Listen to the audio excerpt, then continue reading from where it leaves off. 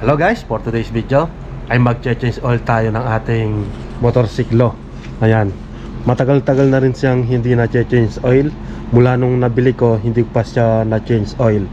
Nabili ko nga pala to nung August 2025. Ayan, August, September, October, November, December, ilang buwan na rin. Nung nabili ko to, ang odometer niya is 11,300 kilometers. Ngayon is 12,239 kilometers na. Yan, ngayon magche-change oil na tayo. Ayan, yung kanyang odometer ngayon is 12,239 kilometers. Ayan.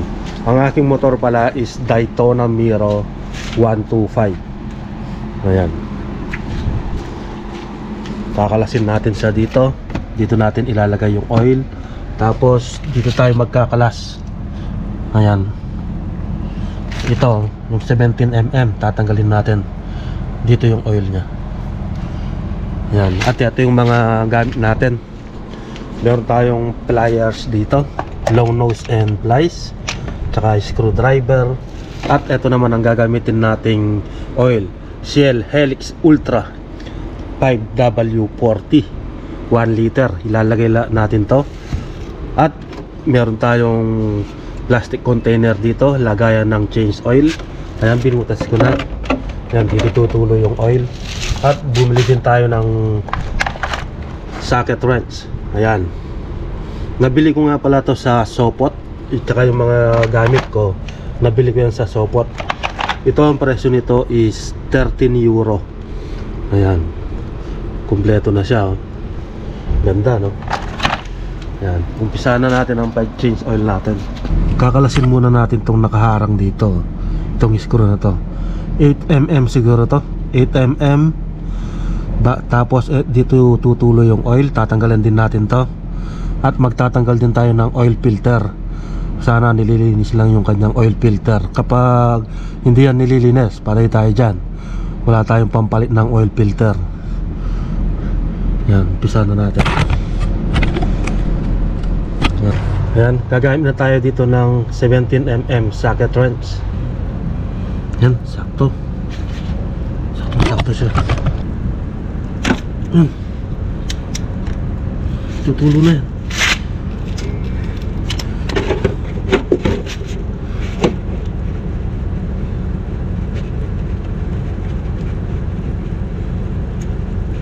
Yan na.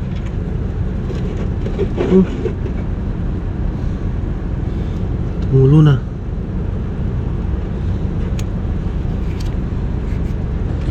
May itim na rin, oh, yung kanyang oil, oh.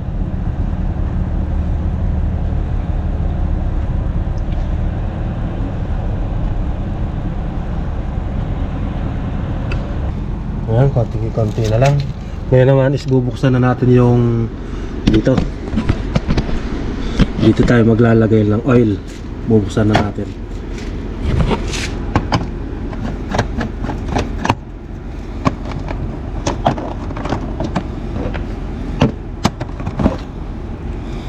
Ayan, oh. Ito, oh. Ito, buksan natin to.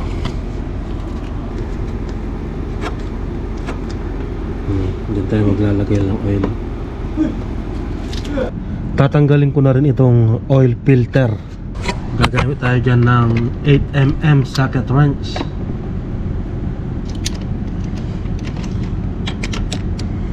Tangkitan ko sa ito.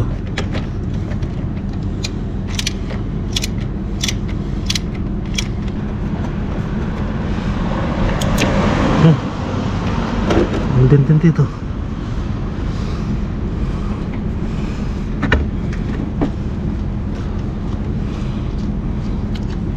Hindi, spring lang, buti naman. Pero wala tayong oil filter.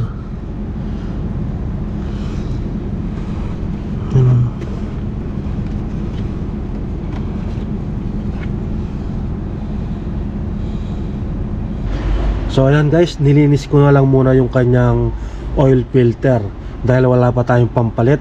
Bibilhin pa natin to sa Daytona Motor Shop. Ayan, medyo malayo-layo din yun dito. Nasa Novi Zagreb. pupuntahan ko muna.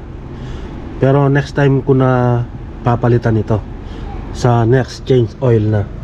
Linis na lang muna ngayon para magamit na natin itong ating motor. Pwede pa naman siya, malinis pa naman siya. Hindi pa siya maitim. Ayan. Linisin na rin natin dito sa loob. Ito.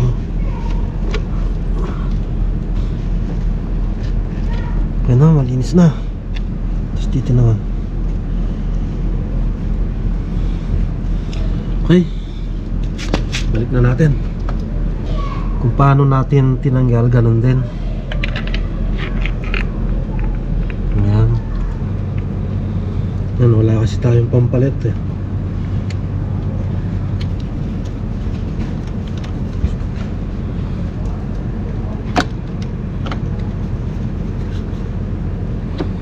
Yan.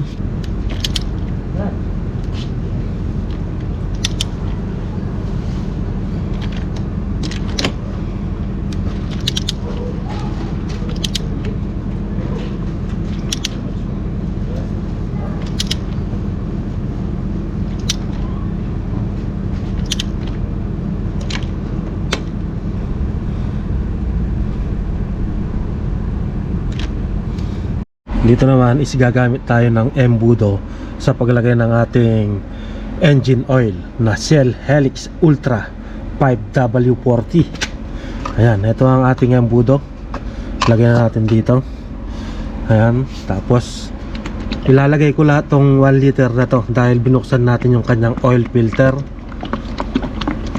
Ayan.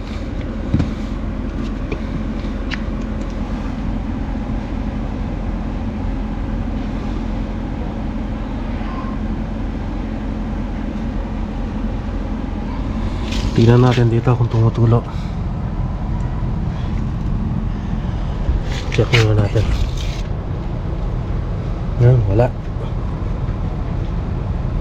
Ayan, wala. Okay, lagay na natin lahat.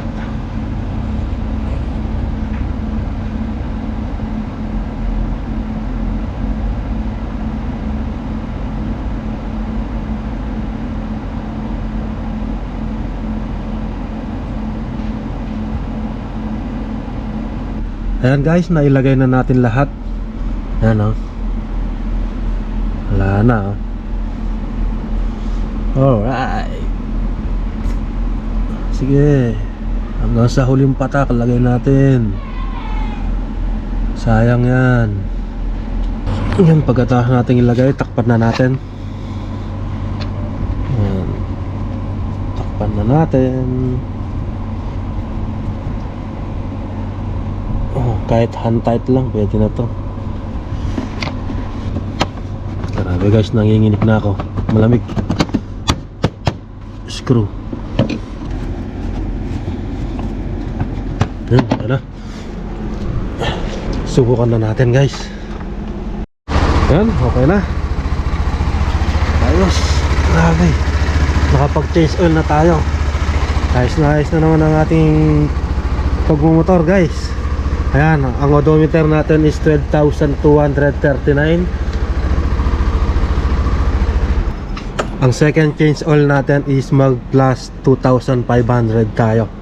Bali 14,700